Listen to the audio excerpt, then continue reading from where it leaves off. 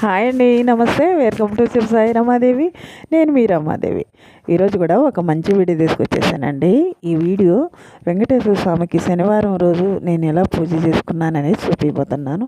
అయితే ముందుగా నా ఛానల్లోకి ఎవరైనా కొత్తగా వచ్చుంటే ఛానల్ సబ్స్క్రైబ్ చేసుకుని పక్కనే ఉన్న బెల్ సింబల్ కొడితే నేను పెట్టే ప్రతి ఒక్క వీడియో మీకు నోటిఫికేషన్ అవుద్దండి. అయితే అందరూ బాగున్నారండి? ఎలా ఉన్నారు? నేను చాలా బాగున్నాను. మీరు ఎలా ఉన్నారో కామెంట్ సెక్షన్లో షేర్ చేసుకోండి. అందరూ కూడా ఆ వెంకటేశ్వర స్వామి దయ వల్ల సుఖ సంతోషాలతో బాగుండాలని మనస్ఫూర్తిగా కోరుకుంటున్నానండి. అందరం బాగుంటేనే కదండి. ఇక్కడైతే వీడియోలోకి వెళ్తే ఇంకా నేను ఎక్కడైతే దేవుణ్ణి ప్రతిష్ఠించి పూజ చేసుకోవాలనుకుంటున్నాను అక్కడ చక్కగా ఒక పీట పెట్టుకొని కొత్త క్లాత్ పరుచుకొని గుప్పుడు బియ్యం పోసుకొని పసుపు కుంకుమ వేసుకొని ఇంకా దేవుడి ఫోటో పెట్టుకుంటున్నానండి. స్వామివారి ఫోటో పెట్టుకొని ఇక్కడ నేను మొన్న తిరుపతికి వెళ్ళినప్పుడు చిన్న ప్రతిమను తెచ్చాను. వెంకటేశ్వర స్వామి ప్రతిమ చాలా బాగుందండి. ఇలా ఆ ప్రతిమను కూడా పెట్టుకొని ఆ స్వామివారికి కూడా చక్కగా పువ్వులతో అందంగా అలంకరించుకుంటున్నాను. ఎలాగైనా వెంకటేశ్వర స్వామి చాలా అలంకార ప్రియుడు కదండి. అందుకే తిరుపతిలో ఆయనకి ఎంతో పెద్ద అలంకారం చేస్తారు. మనం కూడా ఇక్కడ చక్కగా మన కాడున్న పువ్వులతో అందంగా అలంకరించుకోవచ్చు. ఇక్కడైతే ఇంకా దీపం పెట్టుకునేదానికి దీపాపు కుందులు కూడా పెడుతున్నాను. ఇక్కడ నేను ఈరోజు 7 శనివారాలు చేసుకుంటున్నానండి పిండి దీపాలు. ఇది వ్రతం కాదు, మామూలుగా 7 పిండి దీపాలు పెట్టి చేస్తాను అనుకున్నాను.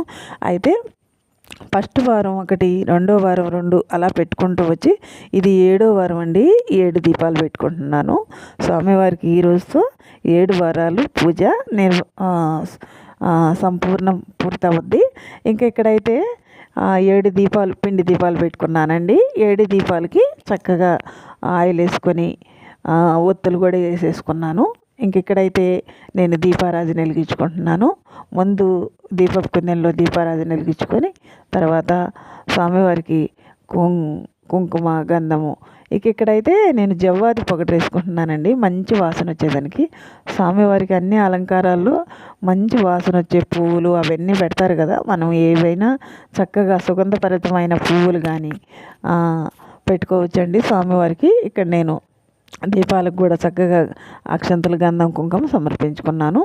తర్వాత అగరబత్తులు వెలిగించి స్వామివారికి కూడా అక్షంతలు కుంకుమ గంధము సమర్పించుకుంటున్నాను.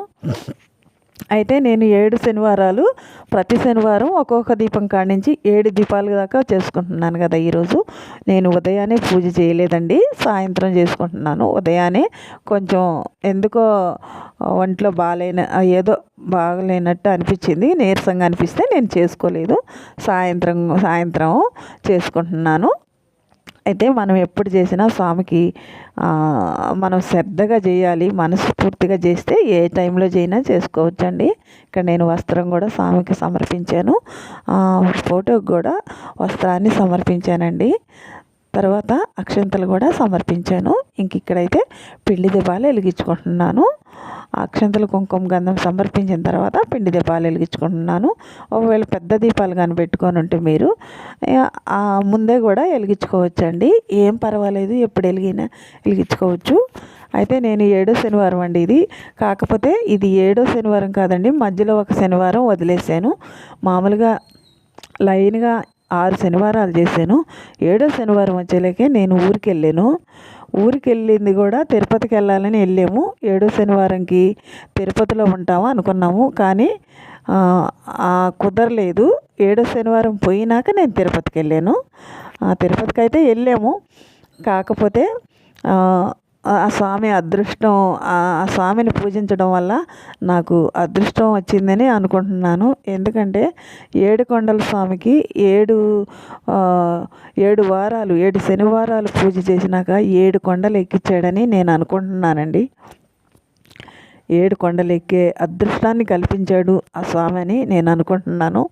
పూజ చేసి 7 శనివారాలు చేయాలని నేను అనుకోవడం, ఆ పూజ 6 శనివారాలు ఏ ఆటంకాలు రాకుండా చేసుకోవడం, 7వ శనివారం తిరుపతికి వెళ్తాం అనగానే నాకు చాలా సంతోషం అనిపించింది. ఇక్కడైతే నేను గోవింద నామాలు పూజ చేసుకుంటున్నానండి. ఫోన్లో గోవింద నామాలు పెట్టుకొని పువ్వులతో అక్షంతలతో చేసుకుంటున్నాను. అయితే నేను ఏడుకొండలు ఎక్కాను.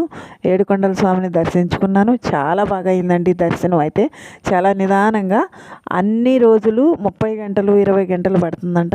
మేము పోయిన రోజు ఖచ్చితంగా 10 గంటలే పట్టింది. తొందరగా అయింది. ఉదయాన్నే 6 గంటలకు పోతే నైటు 10 గంటలకల్లా దర్శనం అయిపోయింది. మాకు చాలా అదృష్టం అనిపించింది నాకు. భగవంతుడు మనం ఏం చేస్తామో దానికి నిదర్శనం చూపిస్తాడని నాకు అనిపించింది. నాకు చాలా సంతోషం అనిపించింది వెంకటేశ్వర స్వామికి 7 వారాలు పూజ చేయటం. అయితే ఇది వ్రతంగా కాదు, నేను మామూలుగా పిండి దీపాలతో చేశాను కాబట్టి ఇంత అదృష్టాన్ని కల్పించాడేమో 7 కొండలు ఎక్కే అదృష్టాన్ని అని నేను అనుకుంటున్నాను. ఎంత పొగిడినా స్వామివారిని తక్కువే. ఆయన అనుగ్రహం మన మీద అపారంగా ఉంటుందని దీంతోనే నాకు నమ్మకం వచ్చిందండి. అందుకనే ఆ శనివారం చేసుకోలేకపోయినా ఇప్పుడు ఈ శనివారం రోజు నేను చేసుకుంటున్నాను. 7 శనివారాలు ఈ శనివారంతో పూర్తవుతాయి. అయితే వెంకటేశ్వర స్వామికి ఏదైనా సరే అసలు కన్నా వడ్డీ ముఖ్యం కాబట్టి ఇంకో శనివారం కూడా చేసుకొని స్వామివారిని తృప్తిపరచాలి. ఆయన అనుగ్రహం మన మీద ఉండేలా ఆయన్ని కోరుకోవాలి. ఇదేనండి నేను చేసుకున్న 7 శనివారాల పూజ. ఇక్కడైతే గోవిందనామాలన్నీ చదువుకున్నాక చక్కగా కొబ్బరికాయ కొట్టుకొని నివేదన చేసుకుంటున్నాను. కొబ్బరికాయ కొట్టి నివేదన చేసి తర్వాత హారతి ఇచ్చుకోవాలండి. పూజ అనేది హారతితోటే పూర్తవుద్ది కాబట్టి హారతి ఇచ్చుకోవాలి. హారతి కూడా నేను పచ్చకర్పూరంతో ఇస్తున్నానండి హారతి అనేది. ఎందుకంటే స్వామివారికి పచ్చకర్పూరం అంటే ఎంతో ప్రీతికరం. తిరుపతిలో ప్రతిదానికి పచ్చకర్పూరమే వాడతారు. ఆయనకి పచ్చకర్పూరంతో హారతి ఇచ్చిన, పచ్చకర్పూరంతో అర్చన చేసిన మంచి అనుగ్రహం దొరుకుతుంది మనకి. ఇక్కడైతే హారతి ఇస్తున్నానండి. ఎవరైనా కానీ స్వామివారికి పూజ చేసినప్పుడు ఇలా చేసుకుంటే నమ్మకంతో చాలా మంచిదండి.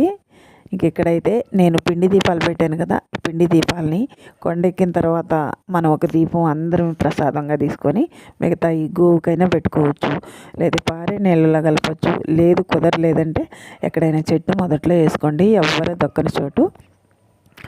ఇక ప్రసాదాలన్నీ అయితే మనం తీసుకోవచ్చండి. ఇక్కడైతే హారతి తీసుకుంటున్నాను నేను. ఇంకా హారతి అయిపోయినాక అక్షంతలు తీసుకొని స్వామివారి పాదాల ముందేసి మన కూరికి ఇంకా ఏదైనా ఉంటే దండం పెట్టుకోవాలండి. ఇదేనండి ఈరోజు వీడియో. అక్కడ మా అబ్బాయి కూడా నిలబడి ఉన్నాడు, నేను దండం పెట్టుకుంటున్నాను. తను కూడా దండం పెట్టుకున్నాడు. స్వామికి, వెంకటేశ్వర స్వామికి అంటే అందరికీ ఇష్టమే. ఇదేనండి ఈరోజు వీడియో. మీకు అందరికీ నచ్చద్దు అనుకుంటున్నాను. నచ్చితే లైక్ చేయండి. ఓకేనండి.